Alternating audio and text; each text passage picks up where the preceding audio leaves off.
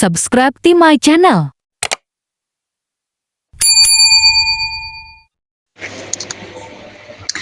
Assalamualaikum warahmatullahi wabarakatuh. Perkenalkan, nama saya Sulastri, anggota ITMI dari kota Surabaya. Saya menceritakan kisah saya sendiri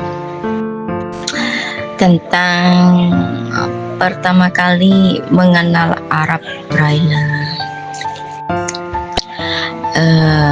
Pada waktu itu, ketika saya tidak bisa melihat, saya lagi bingung ya, mau ngapain gitu.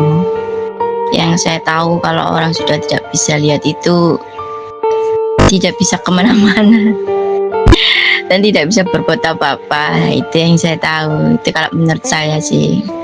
Tapi di sekitar saya itu kan membuat saya termotivasi itu kan karena ini ya, anak-anak saya, terus kakak saya juga tunanetra ya kan.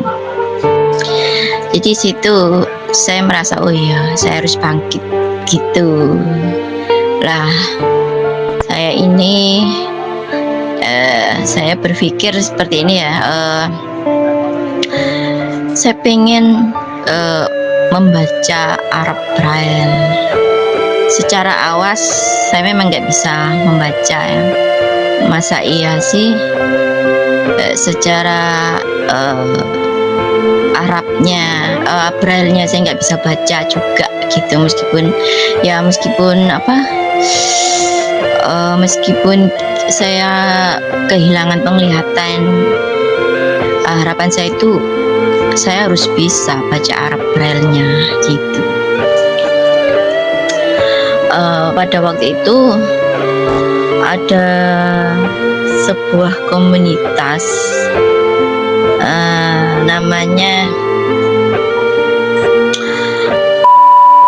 ya, mereka menawari saya untuk mengikuti organisasi namanya KBM, yaitu kegiatan belajar mengaji. Dan di situ saya juga diundang untuk datang ke acara festival tunanetra mengaji waktu itu. Kebetulan saya disuruh mengikuti acaranya, kayak lomba-lombanya gitu. Seperti contohnya waktu itu menulis Braille. Kebetulan saya tidak bisa menulis Braille pada saat itu. Saya cerita ke mereka, maaf,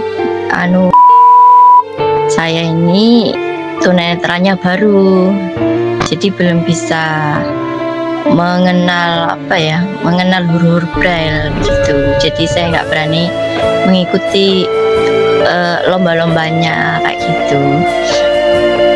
Nah, di situ mereka bilang, oh nggak apa-apa Bu, karena Ibu nanti ngikuti kegiatannya aja. Di kegiatan kami itu ada namanya kegiatan belajar mengaji. Nanti di situ Ibu diajarin sampai bisa gitu. Nah, pemikiran saya waktu itu, saya kira KBM itu diikuti hanya dari kalangan anak-anak dan remaja aja. Saya mikirnya gitu, tapi ternyata enggak gitu.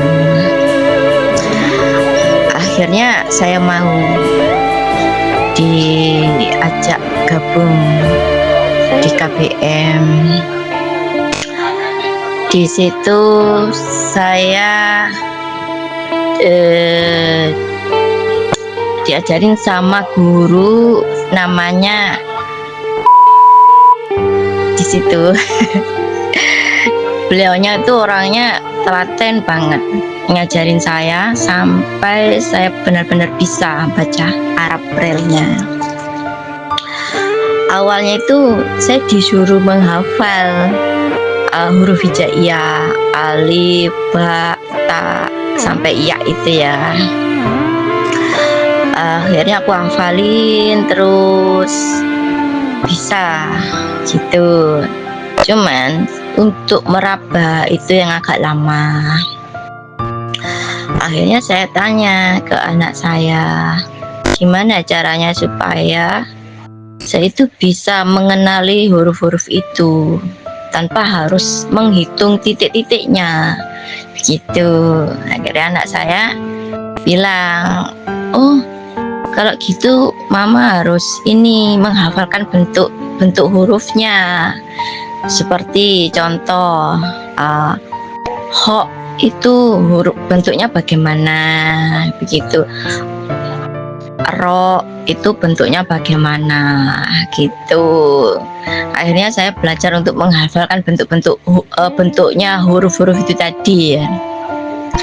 Ya, alhamdulillah saya bisa. Tapi waktu itu saya masih di Iqra ya, masih di Iqra. Terus saya mengikuti kegiatan belajar mengaji itu. Ini apa namanya? Diajarin tajwid juga kayak gitu.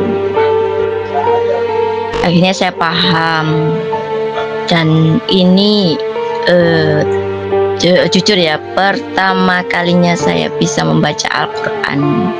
Kalau dulu masih bisa melihat itu belum tuntas baca Qurannya. Ya, semua ini juga diambil hikmahnya ya. Ketika saya tidak bisa melihat, saya bisa membaca Al-Quran begitu.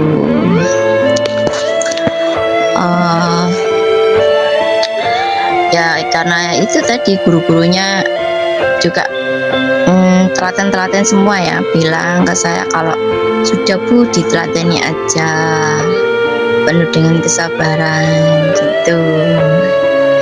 Siap ya, nanti bisa dengan sendirinya.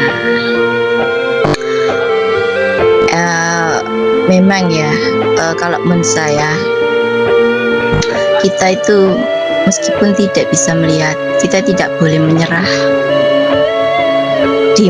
Di mana ada kemauan, di situ pasti ada jalan. Oke, sekian, gitu aja cerita dari saya. Terima kasih. Assalamualaikum warahmatullahi wabarakatuh. Subscribe to my channel.